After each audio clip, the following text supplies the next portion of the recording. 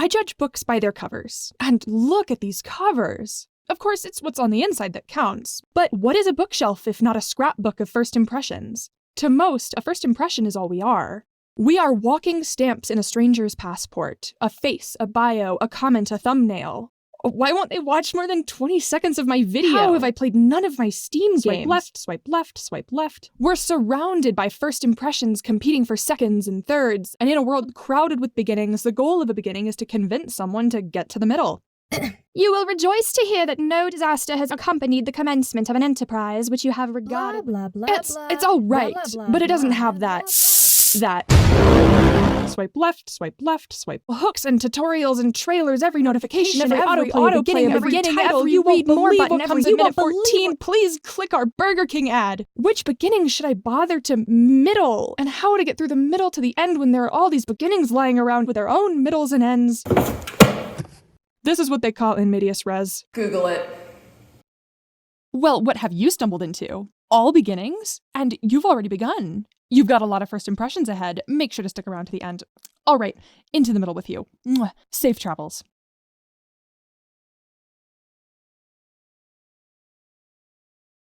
There are so many ways to begin a story. At its most basic, a story has 3 stages: the beginning, the middle, and the end. Based on this, there are 3 types of beginning. The most common being to begin at the beginning, ab ovo, or from the egg. A character might be introduced alongside their family, their environment is described perfectly, the audience is immediately provided with all the context of the surrounding events. Think Twilight. But this isn't always the case. Star Wars Episode 4 A New Hope is a perfect example of what you call in media res, which is a Latin term meaning in the midst of things. The story begins with conflict, keeping the audience hooked and providing further context to the setting through the film. Why are they fighting? Who are the Empire? Why is Luke such an annoying little bitch? Lastly, a story can begin at the end. This is called a frame story or a flash forward. A good example of this is the movie Fight Club, beginning with Edward Norton deep-throating a gun and giving the viewer context as to how things came to be. I'm still not really sure I understand this movie.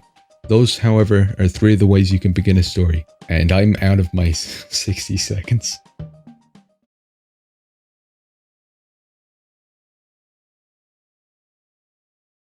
I'm ProcoCat, and this is VG Amazing, my series on video game music appreciation. Beginnings being the theme, what better part of a game to examine than the title? The Legend of Zelda: A Link to the Past opens with an incredible 1-2 punch. First, we hear a lone harp tumbling enchantingly as the Triforce forms. Then, we're surprised by the sudden appearance of a much larger ensemble than initially suggested. We hear lots of brass, as well as a thunderous tam-tam and a thrilling snare drum. This opening uses the classic technique of withholding. The harp and Triforce aren't telling us much, but then bam! All at once, we get a taste of the full musical forces the score has to offer, as well as an image suggesting the vast explorable land of Hyrule. If you had any doubts about the scope of this adventure before, they're dashed by those trumpets, the landscape, and the first ever appearance of the Master Sword. This little subversion, visual and musical, gets us hyped to play. So cool.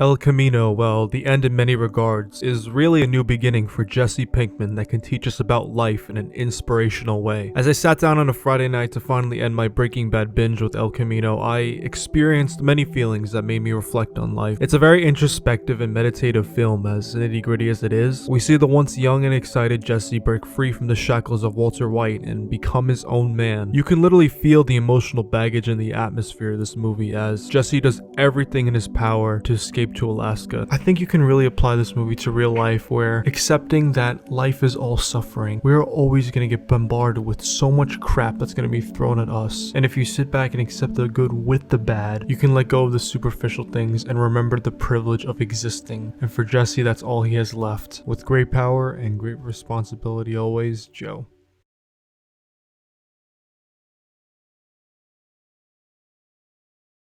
The 1989 movie Teen Witch is probably best known for its original song. If you haven't seen it, suffice to say it's a little cringy. At its very beginning, Teen Witch invites us into its film world with a different musical number, Never Gonna Be the Same Again. To this song, the protagonist Louise dances with her love interest Brad, although it's less dancing and more choreographed walking. But in the narrative of the film, these events never really transpire. It's just a dream.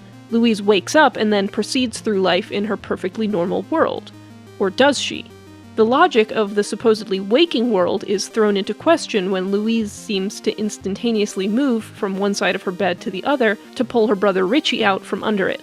If we suppose that Louise has instead remained in some quasi-dream world, suddenly some of the film's other bizarre scenarios and stilted cuts become recontextualized. The tenor of the film shifts from cringy to the profound alienation we can only experience when our consciousness is displaced onto a dream lens, with no obligation to reveal an objective, coherent reality.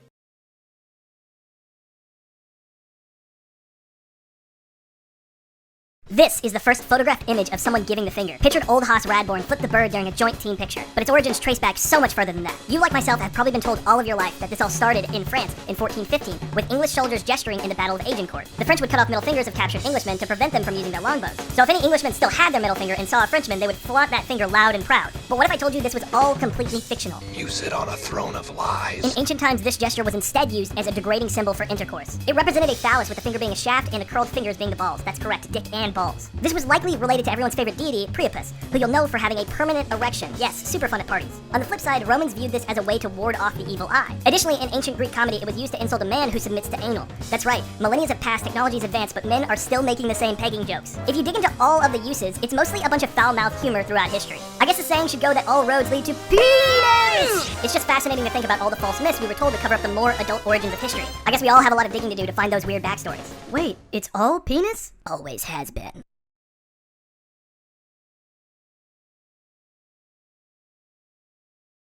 What was the first MMORPG? Most people think it's Ultima Online or Tibia, but the first MMORPG was the Multi-User Dungeon 1.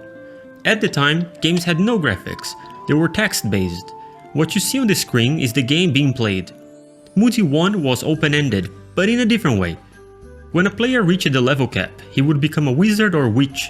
He could no longer have adventures with his character. But, as a wizard, he was granted vast powers and administrator status. He would help to run the game for the other new players.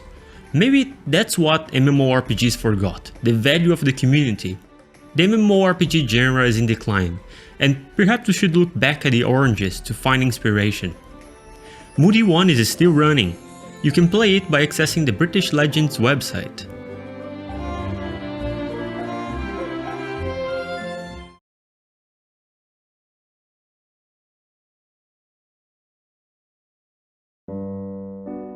Makoto Shinkai is a filmmaker who tells stories about yearning for connection and the great distances people are willing to cross in order to get it. These distances have spanned miles, light years, and even across time itself, but he began with a distance that is much more intimate. In Shinkai's first narrative short, She and Her Cat, the characters are rarely far apart, but for all their physical closeness, the cat still wants a deeper emotional relationship with the woman who brought him home. This cat loves his owner, but in many ways she will always be a mystery to him.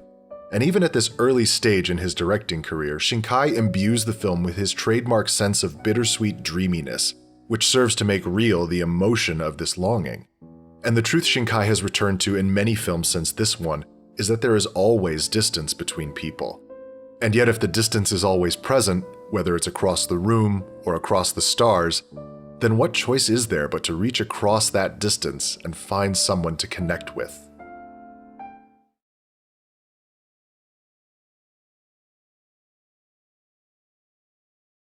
Metal music. How the hell did all of it start? Even though there were many bands, mainly in the blues rock genre, that we could cite as influences for heavy metal, the first truly heavy metal band is without a doubt Black Sabbath. The band was formed by the now infamous vocalist Ozzy Osbourne, guitarist Tony Iommi, bass guitarist Geezer Butler, and drummer Bill Ward. And what set them apart from other bands? Well, there are a lot of things. For example, Ward's drumming style was more of a percussionist than a drummer's.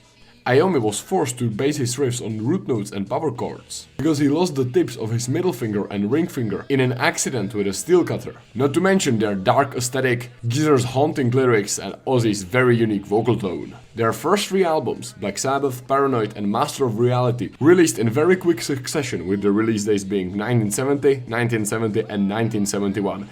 And they are still very much worth the listen until today. And the rest is history. Thank you very much for hosting me in this collab. Goodbye.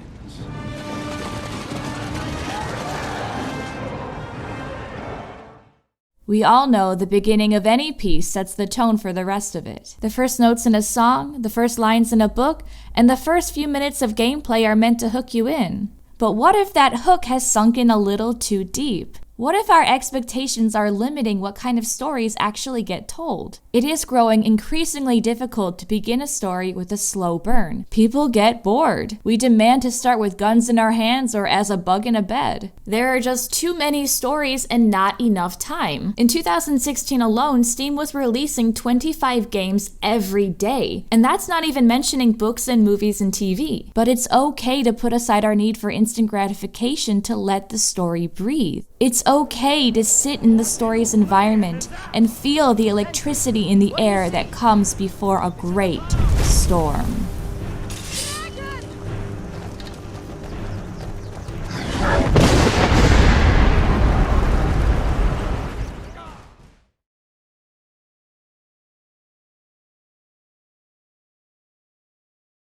The roguelike is a video game genre where a full adventure is short, typically 30 minutes to a few hours. They mix up their content across multiple playthroughs, offering players seemingly infinite adventures.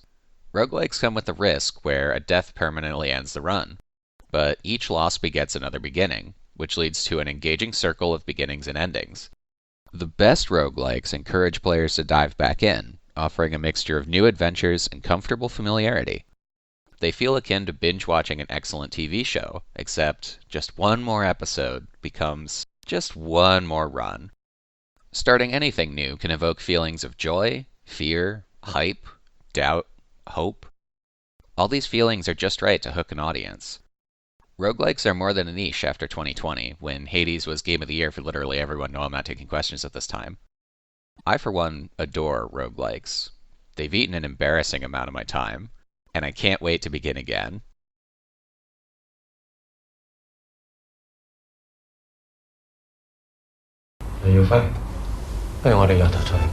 Other words, Hope Her Wings says to fight and happy together. The film is about beginnings, a new life in a new country, countless new jobs. The protagonist named Fight, meaning beginning. Also metatextually, as director Wong Kar-wai was trying to begin a film career outside of Hong Kong due to fears of what will happen to the industry after Britain's handover of its colony to China in 1997. Nobody knows what will exactly happen. The queer, or more accurately Tongji communities of Hong Kong shared these anxieties and resisted Hong Kong's colonial past to begin anew, but found Hong Kong forever shaped by that past, alienated by both its mother country and the British colonisers. Released the same year as the handover, the film parallels this with the couple's act of escapism and renewal, plagued by past and present patterns of abuse. By beginning fresh, they restrict each other with fights, burdens, money mismanagement, and theft. Let's start the keyword over. The new is always caught in an endless cycle of the past by trying to reject it. By the film's ending, Fai returns to Hong Kong with a chance to begin contact with a new lover, one who moves forward to release the past sorrows.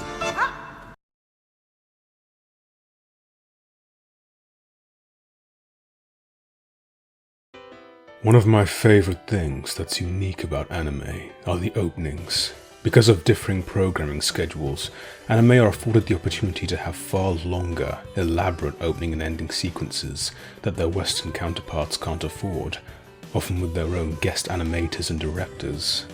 Often, these openings can be simple, impressively animated trailers you get to play every episode, introducing characters and foreshadowing future events. But sometimes, a team goes a step further, and you can end up with something that does the aforementioned, while also standing as its own work of art. In some cases, it might actually be better than the show itself, sticking in your mind and dragging you back in, long after the media it's preceding has faded from memory. Oh, and of course the J-pop. Can't forget about that.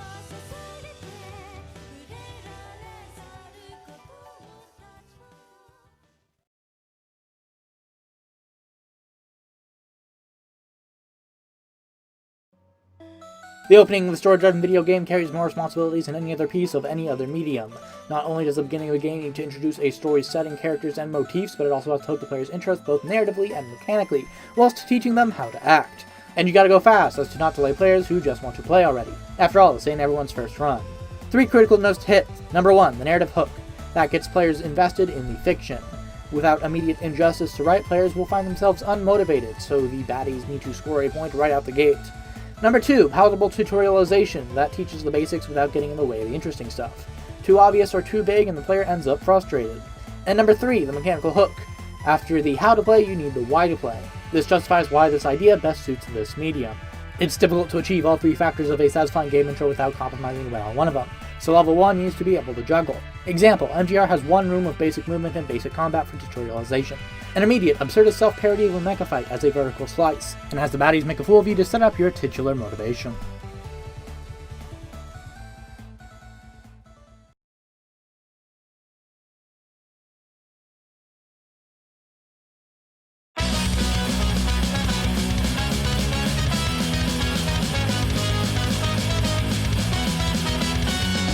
More genres of music should handle their intros like ska punk does, and if you disagree, I'll fight you.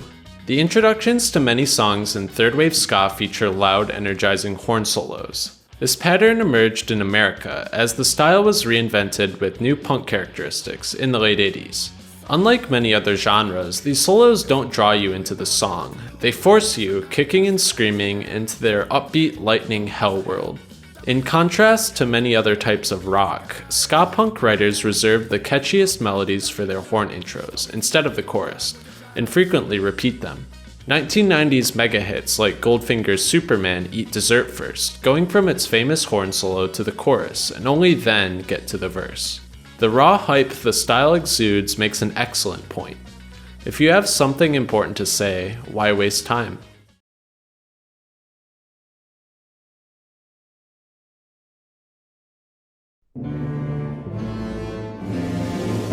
There's no turning back. Everything is set in stone. We've reached the point of no return. So where do we go from here? When a story begins at the end, what comes next can look very different depending on the goal of the story. It all began last May.